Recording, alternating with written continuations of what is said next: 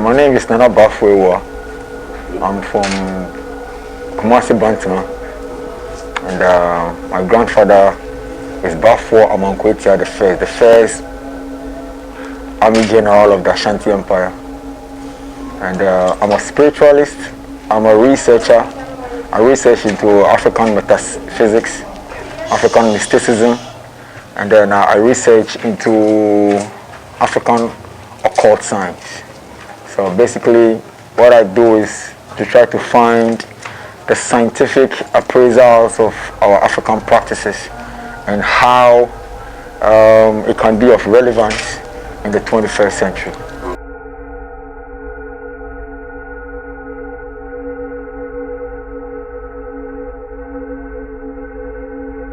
Well, basically, the whole world is based on art. Creation is based on art, right? And then every system or every society has a way that they approach this art. And every society has an understanding of the supreme being that they call God. In some instances, people refer to that creator as Allah. In some instances, people refer to it as Yahwe. In some instances, people refer to it as God. But in our instance here in Ghana or in Africa, we also have different names that we refer to that supreme creator, but everyone has a peculiar name for it. So, and everyone too has a system. Now the name, every name of God comes with a code. If you want to access God, and you want to access God through the concept of Allah, you have to go through the 5 times prayers. That is the only way you can access that code. If you want to access the code through Jesus Christ, you have to go to church and read the Bible. Other than that, you cannot access that code. And if you also want to talk to the Most High, Onyankopon, as in the Akan metaphysics we understand him to be, then you have to deal with the ancestors and deal with the nature spirits and the deities. See, the ancestors and the deities, these are our intermediaries between the physical and the supernatural, or the physical and the spiritual. Because we understand and we believe and we know for certainty that anything that happens in the physical realm has already taken place in the spiritual realm. Now, for example, we have 2 things called cause and effect, right? Now, everybody can see an effect, but you cannot see a cause. Now, if you have stomach ache, right, there will be some reactions. You're going to hold your tummy, you're going to have cramps, you're either going to throw up, you're going to sweat. That is the effect. So when I see you and I see those effects on you, I can know that you're going through a peculiar problem. But what is transpiring in your tummy that is creating that ache, I cannot see with my eyes. Now that is the cause. So God is the cause. Everything else is an effect. The trees, the deities, the leaves, everything that you see here is just an effect that came out of the great cause. So what we're trying to do right now is just trying to bridge the gap between modernity and then antiquity. Because we have gotten to a point where mainstream religion, mainstream ideology, mainstream philosophical traditions are trying or have tried to a great extent to castigate African spirituality to the background. But then, who defines what is right and what is wrong for the African? Who has been given that mandate to tell the African what is right and what is wrong? And who has been mandated to tell the African, or who has been mandated to tell who tells the African what is right or what is wrong? So at the end of the day, we should be able to define our world for ourselves. We should be able to define our own philosophy for ourselves, our own practices and indigenous systems, because we need indigenous solutions to solve indigenous problems. We cannot use foreign solutions to solve foreign problems. Now, one thing, in Africa, back in the days, if you're a chief, you swear with the shrine. When you swear with the shrine, everything that you say to the shrine, if you go contrary to it, you'll be held accountable.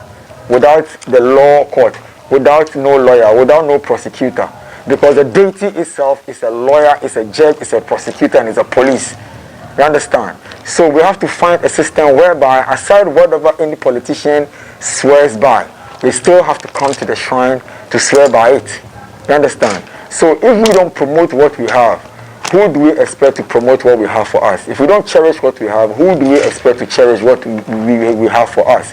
So we are bringing this shrine out And we do lots of installations around the world, different events, but we focus solely on the shrine, so that because we believe when people are afraid of something, that is when you have to rub it in their face, because we've gotten to a time where we cannot sugarcoat no more. What they are scared of, take it to their doorstep. You understand? Force them to ask questions about it, because most people are scared just because of the misinformation out there. So when they come here, they get the right information. You understand? And then the right information is also passed on in a very scientific manner, so that you don't see that what we are doing is a mumbo jumbo. Everything that you see here can be given to you in a scientific appraisal.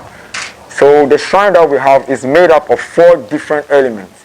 We have the water shrine, we have the water shrine, the deity, the fire deity, the air deity, and then the iron deity. You understand? And all these 4 elements, when they come together, they will create the 5th element called spirit. You see? So we are bringing what is hidden or what has been misunderstood throughout the ages. We are bringing it to light, and we are appreciating it. We love it. Now let's go back to Kwame Nkrumah. This is where Kwame Nkrumah was incarcerated, in this particular prison. Now, every time we talk about the independence of Ghana, we have something that we say that Kwame Nkrumah used an African deity called Kankan Nyame to gain independence for us. So I am proud that if Kwame Nkrumah used an African deity to fight for African independence, then who are we, you understand, to look down on our deities? You understand? So we should go beyond what the Western world tells us to believe. Our forefathers have already created belief systems. They've already created a whole philosophy to life. All we have to do is just follow that trend and then interpret it, refine it, and redefine it to suit the 21st century. That's what the whole concept of this shrine is about.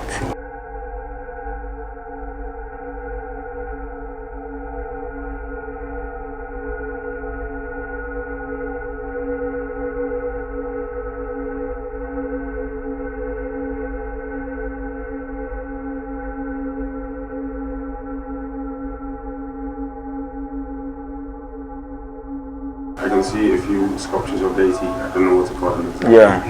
And can you maybe talk about if you like the one in your hand or something? This is Shango. Okay. This is Shango. This is like the Yoruba god of lightning and thunder. Exactly. This is a fire spirit. Okay. You understand? This is a fire spirit. We have a version of it in Benin called Egu. Now, Egu and Shango are the same spirit, but when they get to different locations, the name changes. Now, when the same name comes here in Ghana, that Shango becomes Tigari. You see? So what I have is a Shango staff, right? And this one is a staff for protection. This one is made from a particular wood, from Ahumabusum. So before we use the wood to do this carving, there has to be some rituals that's performed for it. And then we invoke the Shango spirit in here. So I can travel, leave all this, and just carry this and travel with it, and I'll still be able to work. Any spirit that I call using this, the spirit must manifest. And then we also have this and that are Jemmy. They are from Guinea. We brought this and that from Guinea. So these ones, they are rainmakers, and they are also used as agricultural deities. So anytime there's a drought, these 2 sacrifices are made to them. And then when the sacrifices are made to them in the morning, by the close of the day, the rain must come. This one is called Oduobubo. This one is another deity from the Mamewata pantheon of deities. This Oduobubo. This one is for protection. And this one is also to know insights, into spiritual insights. If you want to open your third eye, this is the spirit that is used to do that. And this one is Ochirfuhini. This one is a warrior spirit. So this one is heavy protection.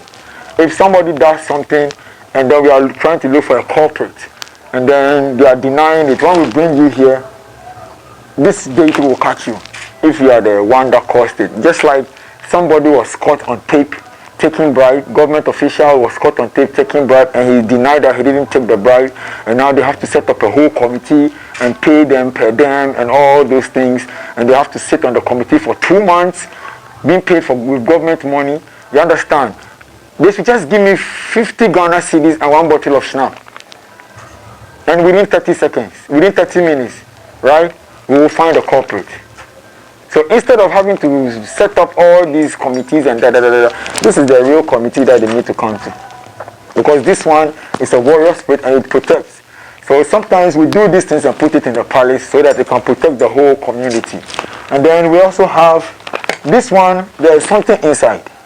Right? There's something inside. And we call it Bonokotoku. Now, when you put your hand inside, anything that comes out, if somebody does something bad, right, and then the person is denying, we let you put your hand inside. If you put your hand, whatever comes out, if it's madness, that's yours. If it's blindness, that's yours. If it's paralysis, that's yours. You understand? Because with the deities, everything is based on cause and effect. The law of karma is what drives the African traditional system. If you do good, you don't expect to get bad results. If you do bad, you don't expect to get good results. You understand? But at the end of the day, the deities and the powers and the forces that, are alive here, they work on the mechanisms and they also follow the laws of nature. Right? They also follow the laws of nature. So when you do good, they will bless you. So you don't blame the power, just like atomic energy. You can use atomic energy to create electricity. You can use atomic energy to create an A-bomb that can kill the whole community. So do you blame the atomic energy or you blame the people with the knowledge system? Because you can use that knowledge to create electricity that will be beneficial, or create an atomic bomb that is destructive. So you don't blame the power. Blame the application of the power. Do you blame the gun? Don't blame the gun, because the gun can also be taken to the bush to hunt for bushmeat and feed your family. And that same gun, you can use it to go and rob and kill. So don't blame the gun. Blame the one who has the gun.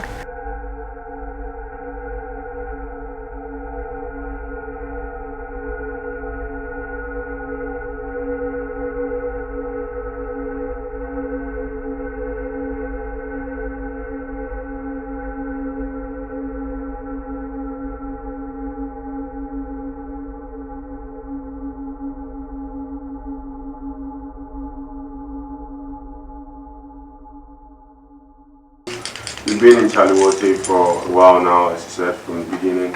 And what has been your experience so far for people coming in? Like the vibe, the kind of vibe you get, what do people usually say?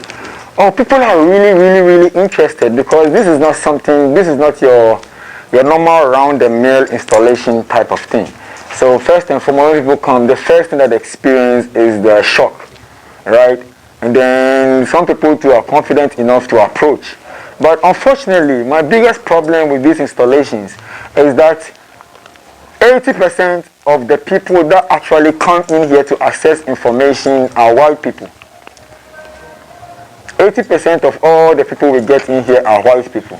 15% are diasporans, 5% are Ghanaians. The Ghanaians will rather come and stand in front of the installation and talk a whole lot of gibberish. You understand? Talk, and they will never come in. The white people, they will come in without you even inviting them. We've had ambassadors of very, very, very, very great nations who have come to sit in this shrine just to access information. And we had somebody, a very big personality in Ghana,